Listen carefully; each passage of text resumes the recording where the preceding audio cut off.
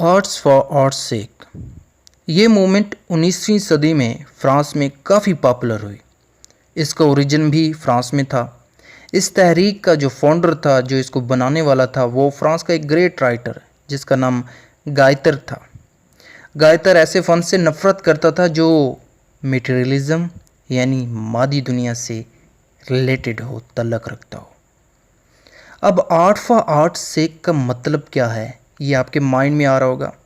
इसका मतलब है कि फ़न बराए फ़न, मतलब आर्ट को आर्ट के लिए होना चाहिए। थोड़ा और सिंपल करते हैं। कुछ राइटर्स जो इस मोमेंट के फॉलोअर थे, उनका कहना था कि आर्ट को सिर्फ़ और सिर्फ खूबसूरती यानी हुस्न पर लिखना चाहिए। आर्ट को पॉलिटिक्स, रिलीजन, इकोनॉमिक्स और मटेरियलिज्म से दूर रहना चाहिए। इसका मकसद सिर्फ़ और सिर्फ एक होना चाहिए, और वो सिर्फ़ क्या है, वो सिर्फ़ हुस्न की तारीफ़ करना है, हुस्न के मुतल्लिक़ बात करना है, हुस्न को अप्रिशिएट करना है। और शायद यही वजह थी कि इंग्लैंड में मॉरल करप्शन बढ़ गया था और सेक्सुअल हरासमेंट ज़्यादा हो रही थी।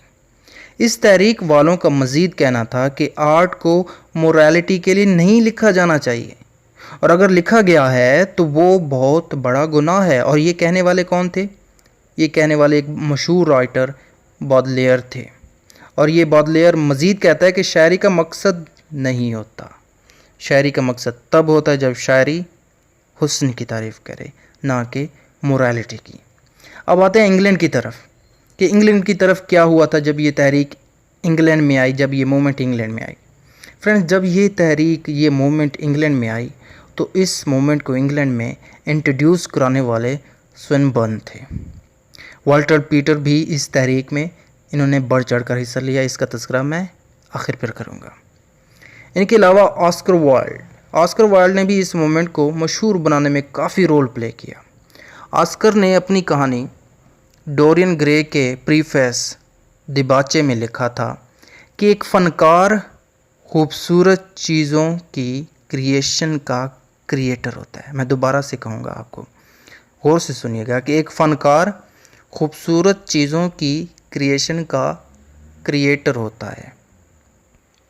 मज़ीद कहता है कि एक फ़नकार अच्छा लिखे या बुरा लिखे, इससे फ़नकार के फ़न को फ़र्क नहीं पड़ता, वो फिर भी फ़नकार ही रहेगा, वो फिर भी आर्ट को प्रोड्यूस करने वाला रहेगा। वाल्टर पीटर की बात करें तो वाल्टर पीटर भी मोरालिटी के मोटो से तंग था, उसके नारे से तंग था। वो भी कहता था कि आर्ट को सिर्फ़ और सिर्फ हुस्न के लिए होना चाहिए। और वो मज़ीद कहता है कि अगर एक फ़नकार किसी चीज़ की तलाश इसके हुस्न के अलावा किसी और मकसद के लिए करता है, तो मैं उससे फ़नकार नहीं समझता। ये वाल्टर पीटर का कहना था। पीटर का कहना है कि आर्ट जो है उसका तल्लक सोशल और पॉलिटिकल प्रॉब्लम्स के लिए नहीं होता। गौर से सुनिएगा, क्या कहता है पीटर, कि आर्ट का तल्लक क्या है, पॉलिटिकल और सोशल प्रॉब्लम्स के लिए नहीं होता। आर्ट का तल्लक सिर्फ़ और सिर्फ ब्यूटी के लिए होता है। ब्यूटी के अलावा आर्ट बात ही ना करे, ना लिखा जाए। अब बात करते हैं कि क्या ये मूवमेंट कामयाब हुई, क्या ये तहरीक कामयाब हुई? तो इस सवाल का जवाब ना में होगा, और फिर आपके माइंड में आ रहा होगा क्यों। तो इसका जवाब ये है कि ये मूवमेंट इंग्लैंड में बुरी तरह नाकाम हुई थी। इस तहरीक के फाउंडर्स ख़ुद भी नोटोरियस थे। ऑस्कर वाइल्ड ही को देख लें, इनको अदालत से सज़ा हुई थी मॉरल करप्शन की वजह से और सेक्स इंडल्जेंस की वजह से। बॉडलेयर की बात करो तो बॉडलेयर को भी सज़ा हुई, क्योंकि उन्होंने भी थोड़ी बुरी नज़में लिखी थी, फौश नज़में लिखी थी। दूसरी अहम बात नाकाम होने की वजह ये थी कि जंग शुरू हो गई थी, क्योंकि नौजवान मर रहे थे, घर उजड़ रहे थे, हर तरफ तबाही का मंजर था, बच्चे मारे गए थे, बूढ़े बुज़ुर्ग मारे गए थे।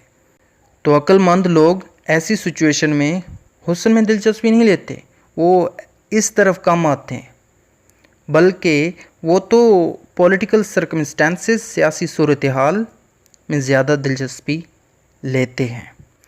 होप ये लेक्चर आपको पसंद होगा। Thank for watching this. अगर पसंद आया तो लाइक करते हुए जाएगा, न्यू हैं तो सब्सक्राइब करते हुए जाएगा। अगर किसी भी मोमेंट में किसी भी थ्योरी में कोई प्रॉब्लम है तो आप कमेंट में बता सकते हैं। और ये लेक्चर कैसे लगा ये भी आप कमेंट में लाजमी बताएगा। Thank for watching this again.